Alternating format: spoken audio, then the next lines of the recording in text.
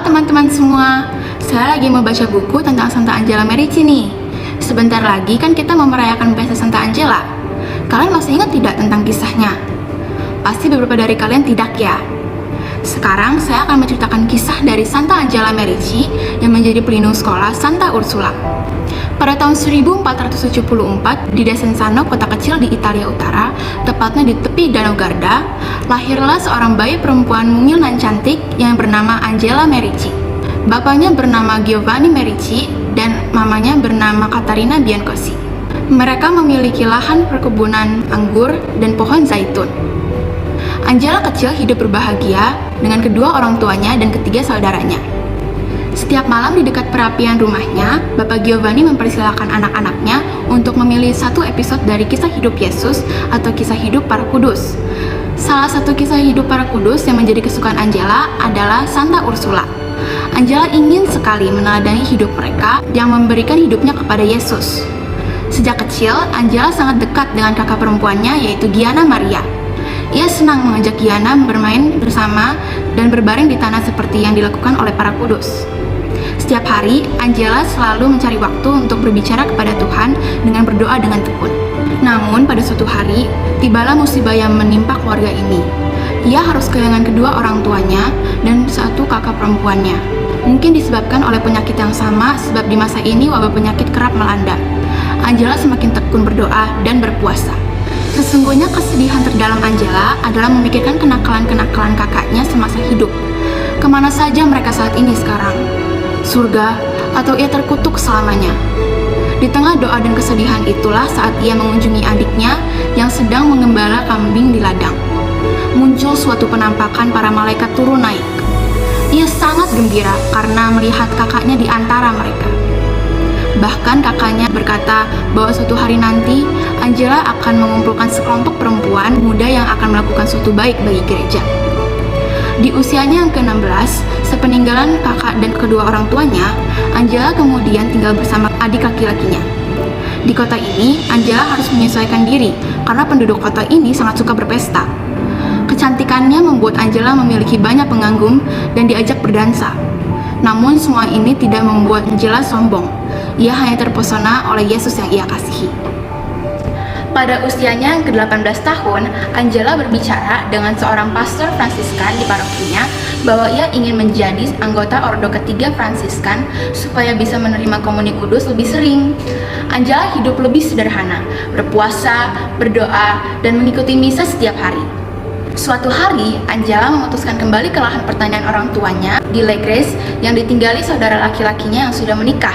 Keponakan-keponakan Angela menyukai kehadirannya dan sering memintanya untuk menceritakan kisah kudus kesukaan Angela. Di tempat ini, seusai mengikuti misa kudus, Angela mengunjungi para pekerja di ladang, mengunjungi orang sakit, mengurus orang miskin, menghibur dan menasihati mereka yang membutuhkan.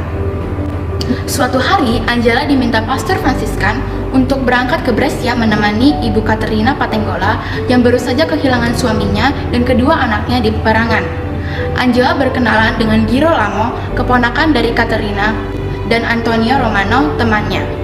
Mereka bersahabat dan bersama-sama melayani Tuhan. Bahkan Angela akhirnya memutuskan tinggal selama 14 tahun di sebuah ruangan kecil tempat pembuangan barang-barang bekas milik Antonio Romano. Semasa itu pula, Angela membantu perawatan bagi para tunawisma, anak yatim, dan orang miskin. Pada tahun 1524, Angela berziarah ke Tanah Suci bersama sepupunya Bartolomeo dan Antonio Romano. Dalam perjalanan, ketika kapal berhenti di Pulau Kreta, tiba-tiba mata Angela terserang infeksi sehingga tidak bisa melihat. Meskipun tidak bisa melihat, mata batin Angela bisa membayangkan dengan sangat jelas misteri penderitaan Yesus, jalan yang dilalui hingga tempat penyaliban dan kematiannya. Pada saat perjalanan pulang, di kapal selesai berdoa di depan sebuah salib, mukjizat terjadi. Angela dapat melihat kembali. Di kapal ini terjadi banyak hal mengerikan, dari terpaan badai sampai bertemu armada bajak laut. Namun semuanya tetap selamat. Doa Angela telah menyelamatkan isi-isi kapal tersebut. Pada tahun 1525, Roma terserang wabah dan perang. Namun Angela tetap berziarah ke Roma untuk menerima berkat khusus dari Bapak Paus. Setelah itu, ia segera kembali ke Brescia dan di kota ini Angela dikenal sebagai pembawa damai. Ia terus melayani Tuhan dan hidup menurut Injil. Pada tanggal 25 November 1535, Hari Raya Pesta Santa Katerina dari Alexandria, Angela akhirnya membentuk sebuah kompani bersama 28 perempuan yang diberi nama Santa Ursula. Mereka berikrar hidup demi Tuhan, menyediakan diri untuk melayani sesama dan merawat orang sakit dan mengajar. Angela mempunyai cita-cita supaya anak-anak, terutama anak perempuan, memiliki kesempatan untuk mendapatkan pendidikan secara utuh, agar mereka memiliki kepribadian yang menawan. Bagi Angela dan teman-temannya, mendidik lebih merupakan seni daripada ilmu. Angela yakin bahwa tak mungkin ada pendidikan tanpa kasih. Sayangnya, pada tanggal 27 Januari 1540, Angela wafat. Para pengikutnya bertambah, bentuk hidupnya pun berkembang.